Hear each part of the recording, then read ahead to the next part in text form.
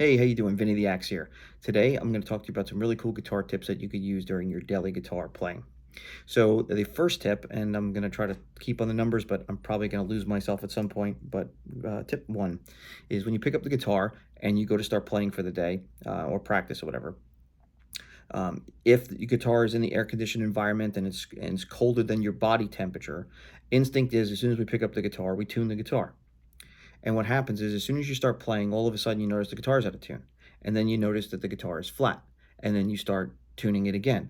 What's happening is that the warmth from your hands and your body are heating up the strings, causing the strings to expand because they were colder at first and you tuned it, and now it's changed the tuning. So I would suggest just pick the guitar up, strum through some chords, run through some scales or finger exercises or whatever, because you don't have to be in tune, warm up a little bit, and then let the strings stabilize to that temperature and then tune. That might help you, and you won't think that there's something wrong with the guitar, because a lot of times I see people fussing with it and they say this damn thing never stays in tune. As soon as I pick it up, it takes a while. Well, that's because the strings needed to come to whatever temperature it is that your hands are from your playing. So uh, a pretty good tip there.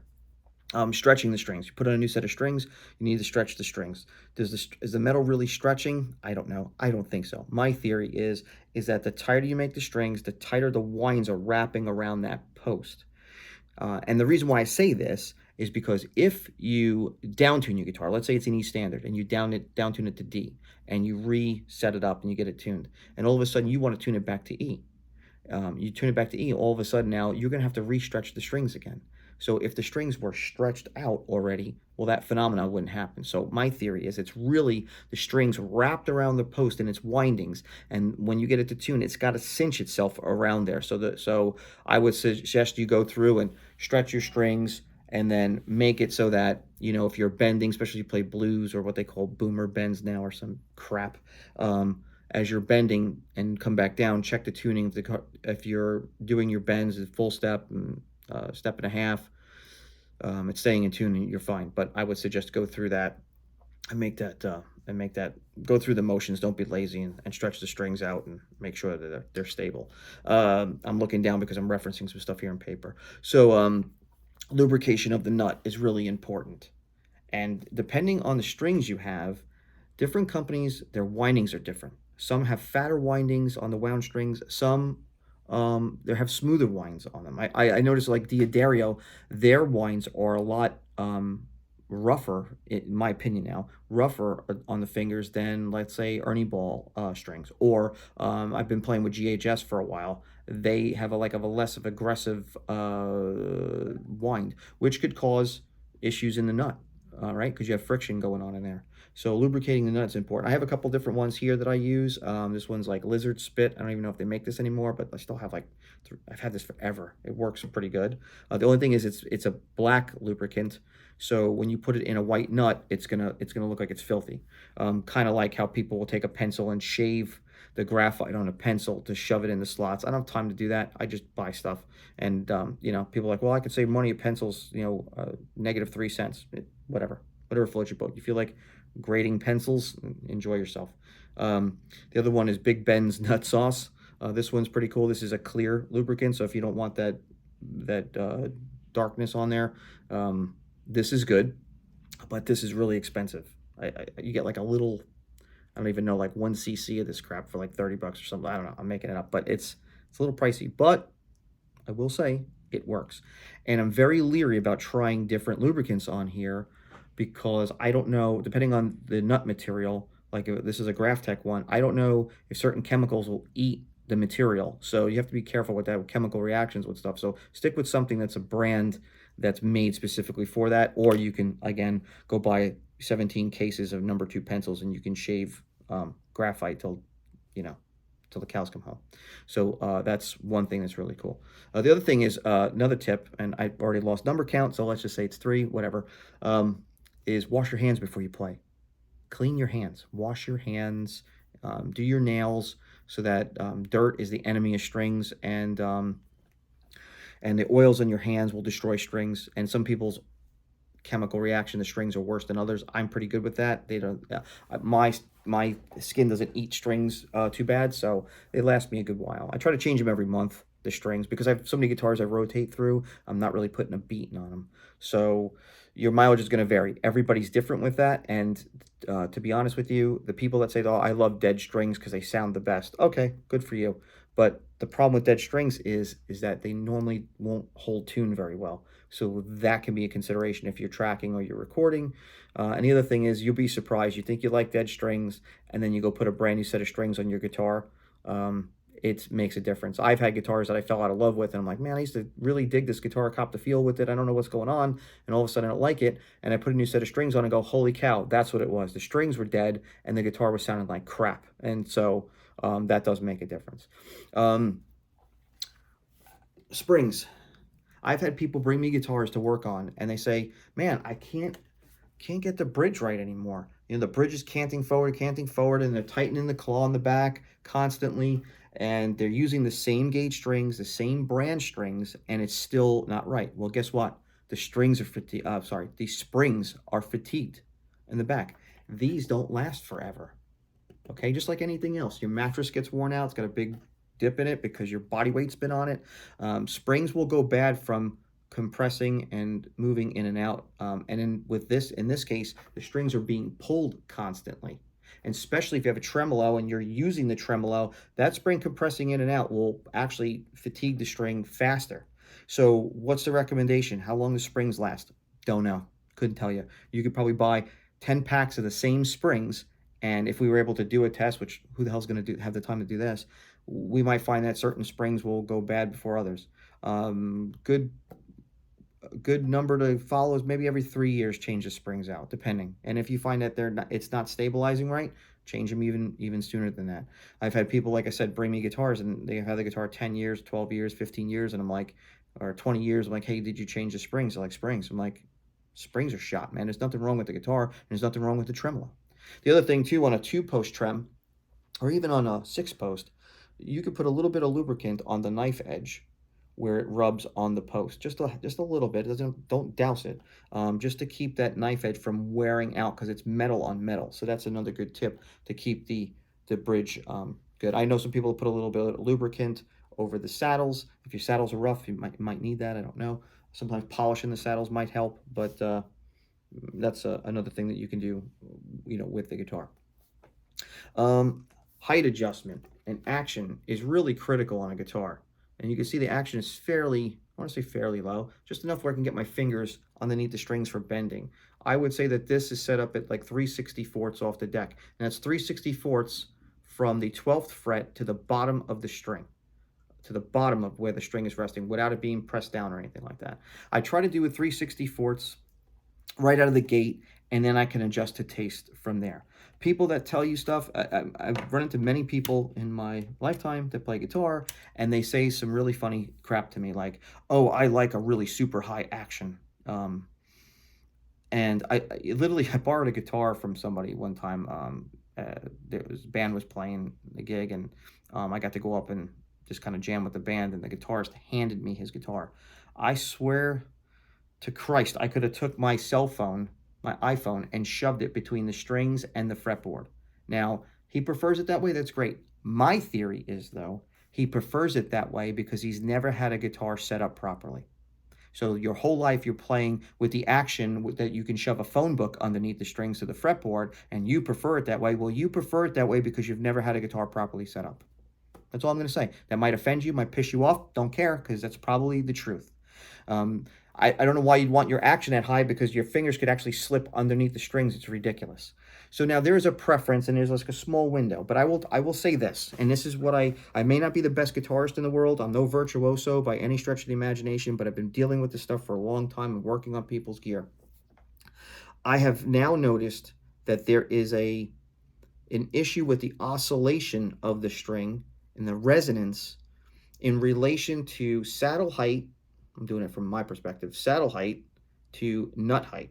So if your saddle is this high and you have super high action, the tension coming across over that saddle is just as bad as really bad break angle that's wrong over a nut. And what happens is the string is being pulled this way, and it's not oscillating to its optimum potential. It means the guitar is not playing to its optimal potential. So I find that getting a proper balance of the nut slot height and the saddle height. Not saying they're the same, but getting them in a good marriage or good relationship seems to make the guitar play a hell of a lot better. What is that action height? Can't tell you because every guitar is different.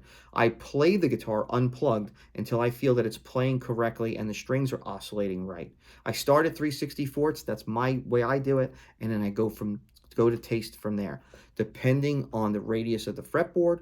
If you have a 7 1/4 inch fretboard, the vintage one, it's, I mean, rounded like a damn volt, that you're not going to be able to get a super low like 1/64 to 2/64 action off the 12th fret. It's just not, the guitar was not designed like that back in the 50s.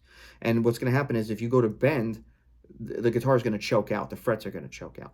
Now, if you get a newer guitar, like some of these more modern guitars that have like a 20-inch fretboard radius, well, you can get a super low action. I've had some guitars that had such a super low action, it was like 1/64 off the high E, all the way to almost 2/64-ish off the bass side of the guitar. And again, I mean, from underneath the string to the top of the 12th fret. And I use one of these fret gauges to give me that measurement. And this one's kind of nice. And again, I'm not endorsed by any of these companies, just giving you some ideas of some really cool stuff. And I'll go through and make sure that I get every one of these to the same height, and then I will go adjust to taste.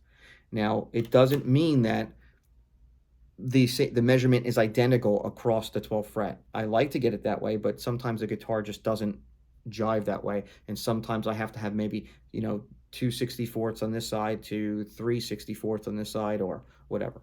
Now, you'll say, well, that's not factory spec. Factory spec, like, and I see this in the forums and it drives me bonkers. They'll be like, well, Les Paul says a factory spec, and just ad-libbing here because I don't know really I forgot what it is. I think they say 4/64 on the high E and 5/64 on the low E side off the string at the 12th fret. That's pretty damn high. I mean, for me, if you like it, cool. But some guys will not venture at it because they say that that's got to be that way because that's what the factory specs is. Well, the factory spec is there, and Fender does this too. They have their factory spec. It is there so that nobody bitches and complains that there's any string rattle or fret buzz. That's what it is. If you can get it down to a comfortable way to play it where you have no or minimal fret buzz or string rattle, then great. Do what you want. Now, I'm just giving you some advice here. You can go beyond or below the factory spec as long as you get the guitar to play how you want. Again, here's the other factor. It all depends on what type of music you're playing, what type of guitar you're playing, and how you play the guitar. I've seen people that play chords and they have such a death grip, like crazy hands, that actually put dents in the frets. And then I've seen some people that have such a light touch, even with their picking, that they can get away. So you can get away with a lower action, minimal fret buzz, and minimal string rattle oscillation if you have a lighter pick attack and you have a lighter sense of touch. The people that beat the hell out of their guitar when they're playing, that's why they go with usually a higher action, because it's gonna sound like a hot mess. And I've before the YouTubes and the Googles and all the other things that are out there, right? The Book of Face and all this other forums and shit. I read some articles, in the magazines over the years, and I think I read an article. It was an interview with the tech for Joe Satriani. I'm thinking here. This is going back now, like probably 25 years, and they said that if you played his guitar as action solo, you could hear fret buzz and rattle across the whole fretboard, right? Because you can't hear it through the amp. And for him to do all that legato stuff, he can't have action high off the deck. So depending on how you are mentally with going beyond the factory specs and actually playing the guitar unplugged and taking your time, you could probably get your guitar playing a lot better. And if you're the person, oh, I only prefer high action, well, try a lower action, see if you like it. If you play with a slammed action where the thing is buzzing all over the place and it's fretting out, well, you might have to bring it up. Maybe 1/64 action is not really the most optimum thing for the guitar. So it's all depending on how you play and getting your head out of the rut of it has to be this way. I only can play with 10 gauge strings. Really? Okay. Well, you play with 10 gauge strings, but you down tune at 7 steps. Well, it's not the same tension as standard tuning. So really, you can't play with 9s? Why? Well, because I can't, because it has to be 10s. Okay. And this is how guitarists are. We're like really weird with that. Like and the reason why I know is because I've done it. I can only play with fatter necks. I can only play with fatter vintage necks now. I can't play with modern necks anymore. It's gotta be a fat neck. Yeah. And then all of a sudden I started getting pains in my elbow and my wrist, right? And I started playing the Aristides recently. Super thin neck. It's like wizard, Ibanez wizard neck. And if you don't know what that's, super flat, super thin. And I have no pain in my hands, no pain in my arm. So what does that tell you? Something going on here between my thumb and my fingers, and that thickness of that neck is causing issues here, you know? So, you know, try different things, try different strings, try different tension strings. I'm finding that, you know, I can bend it, a B string in standard tuning on 10 gauge, no problem, you know, but when it comes to the high E, my pinky just sometimes can't handle it, especially if I want to go up, you know, really bend that string. So thinking about going to nines. But here's the thing, you don't always have to play with 10s, or you don't always have to play with 9s. If you're playing 24 3/4 scale, like a Les Paul scale, it's less tension. So you can go with a 10 and then put 9s on your 25.5 scale, because it might equalize that. It might feel a little bit better because you have more tension on a 25.5 scale. So these are things that you can do to kind of make your guitar playing really good and not drive yourself crazy and listen to people in forums. And then, you know, one would say, why are you listening to me? I don't know. Maybe you'll get something out of it. Maybe you'll like it. Truss rod adjustment. It's really important to adjust the truss rod. I would suggest that if your neck needs a truss rod adjustment, take your time with that. If it needs a few turns, I would suggest you loosen the strings before you do that. If it just needs just a little eighth of a turn or quarter of a turn for adjustment, then you could probably do it under tension. You should be okay. I've never had any issues in those respects. But get the truss rod adjusted correctly. I don't use gauges anymore, because I used to do the factory spec. It needs to be this. It needs to be, you know, 1/10,000th of whatever underneath the 8th fret. If you're, you know, pushing down on the last fret here, that doesn't really work. So I'll tell you, like, every guitar is different, and the radiuses are different, and it just acts different. So what I've been doing recently is I go to the fret that is just above where the heel meets. Not here, because you're not going to get any bend in here. So I go to that fret. So wherever the heel meets, or wherever it's coming up, the neck is coming off the deck there, I will put my finger there, and I will put my finger here, and I'll use my thumb, and I'll come up to the 8th fret or whatever, and I will tap it. And as long as I have a little bit of play in there, and I start playing the guitar and make sure everything's playing right, it's good. As long as there's a little play. Now, if I go to do this and it's already jammed against the fret and it's decked, I know that I have too much back bow in this, and I need to add a little bit of relief. But I've been doing it by feel and by playing now, instead of using feeler gauges. The feeler gauges will drive you nuts, and it'll never play right, because you have to play the guitar to see if it's behaving correctly, in my opinion.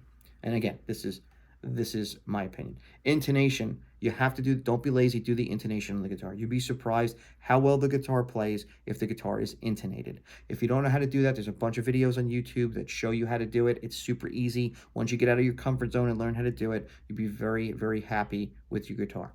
Now, cleaning the fretboard is important. Don't be filthy. Clean your fretboard. Having it gunked up is nasty. And please, this is my opinion now, I don't know why I see people doing it still to this day, is they're cleaning the frets, polishing the frets with steel wool. If you take 4/0 steel wool and you rub it up against something, the stuff that comes off that is all flakes of metal. And it gets all stuck to the magnets on your guitar, and it goes in your hands and everywhere else. That stuff is nasty. So what I tend to do now is I will tape off the fingerboard around the frets with painter's tape, and then I will use a couple of different things. So I found out about this stuff a while ago, and again, not endorsed, not getting paid for any of this stuff, is this Gorgamite stuff. You can get it at, I was going to say Walmart. You can get it on Amazon, and you take a little piece of this. It's like a rag, and it has a chemical on it, and you just cut a little, like, 1 by 1 inch square, and you can actually do the whole fingerboard with it, and it will polish your frets. It is really cool. They actually say you can clean the fingerboard with it. I just find out after I do that, I need to clean the fingerboard, because it does leave like a black gross oxidation all over your fingerboard. The other stuff you could use, again, you have to tape off the wood, is Never Dull. this stuff works great too, and it doesn't leave fibers everywhere like steel wool. Let's see if I can open this here on camera. Maybe not. There we go. Maybe somebody could do a video on how to open the can for me. It looks like fiberglass insulation, and it smells horrific. But it's made to polish silverware and, you know, your family heirlooms and everything else. But it polishes all kinds of metals, and it's got like a, I don't know what the hell that is on there. Looks like a, oh, silverware. Look like a spaceship. I don't have my glasses on. And then car, chrome, and lamps, and all kinds of other stuff. But it will polish the frets up super nice. You just got to pull a little piece off of that wool and then go in there and do all your frets. You'd be amazed. And there's no metal flakes of crap everywhere magnetized to your pickups. Now, if you got the neck off the guitar, if it's a bolt-on and you want to do that with the steel wool, I mean, you could do steel wool all day. I don't really care. I'm just giving you some advice. That stuff goes everywhere. It's nasty, and it gets in everything. And if you got kids around the house or whatever, you don't need that stuff all over your hands. Really, really good way to clean the frets and get them polished really nice. The other thing is moisturizing the fretboard wood. This stuff will crack on you, especially if you have ebony and it gets really, really dry. It can crack. And so I suggest, you know, especially rosewood, ebony, you can use some cleaners on maple. It's not going to really hurt it so much as long as you wipe it off really fast. I find that you can use guitar polish on that. I use guitar polish on the guitars. And then they sell different lemon oils. It's not really lemon oil. It's like a mineral oil with a lemon scent in it, I think. There's not really actual lemon oil. But Dunlop makes one, and it has like a little like roller, like a padded roller that you just rub it on the fretboard. I also found that this stuff is fantastic, and you can tell because I used this on my second bottle. This is, again, not endorsed by any of this crap. Dr. Duck's Axe Wax. This stuff is really, really nice. As soon as you get your fretboard clean, and you put this on there and then buff it off, it really does protect and makes the fretboard feels like super slick. It'll almost make rosewood feel like ebony. So if you've played the difference, you know that rosewood is a little bit more porous than ebony, and it'll make it feel like that. It's actually, you know, for a little amount of time, but it actually works really good. And you only need a little bit. You put a couple of drops on a rag, it'll do the whole entire neck, believe it or not. So that stuff's pretty cool. So definitely moisturizing the fretboard does help. And I think that's pretty much, as far as all that goes, I think that's pretty much, as long as you can kind of keep the guitar clean and you get it set up properly to your liking. Again, don't attack me. You want action this high off the neck because you have to have that, then cool, you go with yourself. But I would rather not fight the guitar. I would rather get the guitar to a place where it's comfortable to play. It makes me play better and faster and smoother than fighting with the thing. So anyway, those are some tips. If you have any other tips you'd like to share, you know, throw them in the comment thing down below, man. And please like and subscribe. I'm trying to build this channel up so I can actually maybe monetize it at some point, and maybe this will be a little like retirement thing for me to do when I retire. So again, I appreciate it. Thanks for watching. Again, thanks for watching Vinny the Axe, and take it easy.